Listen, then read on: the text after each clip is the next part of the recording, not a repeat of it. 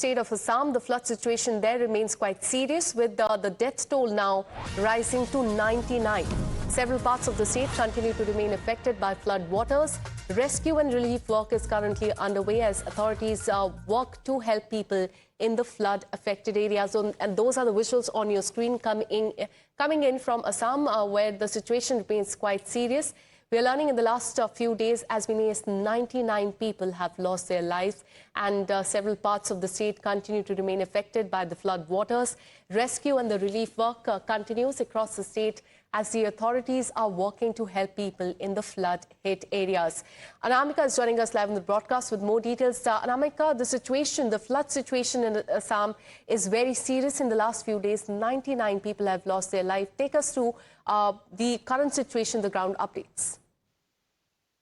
Well, see, the death toll has risen and climbed to 99, and most of the area which are being affected, that is Sonitpur, Nagaon, Jorhat, Dhemaji, Cheraidao, Karbi Anglong, Lakhimpur, Vishwanath, and these districts remain affected. But let me tell you, Nagaon, Hojai, and Vishwanath, really these particular places are the recent affected. And let me tell you that these are the areas where, according to the Central Water Commission's reports, that issues has been uploaded yesterday only, and this particular area where Dhansari South and Golaghat, Numaligarh, along with some places in Sribhumi also are above the water level and are flowing above the danger level. And now, however, no river has been reported to be the flowing above this particular level, and all the people near, those who are staying near to the river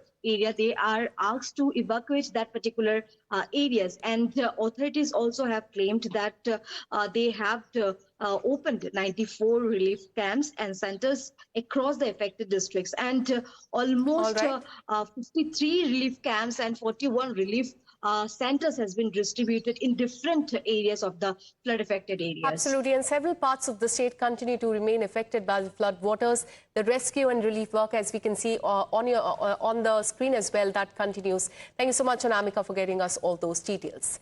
Let's also get you an update from the national capital, where water levels in Yamuna have gone down to earlier levels, bringing some relief after the recent rise. Have a look at this ground report.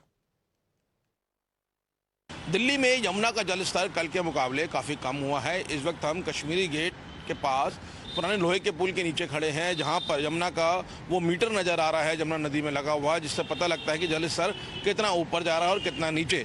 अगर बात करें आज सुबह 8 बजे की, तो सुबह जो जलस्तर रिकॉर्ड किया गया है वो 203.48 मीटर किया गया है। कल के मुकाबले में ये काफ़ी कम है।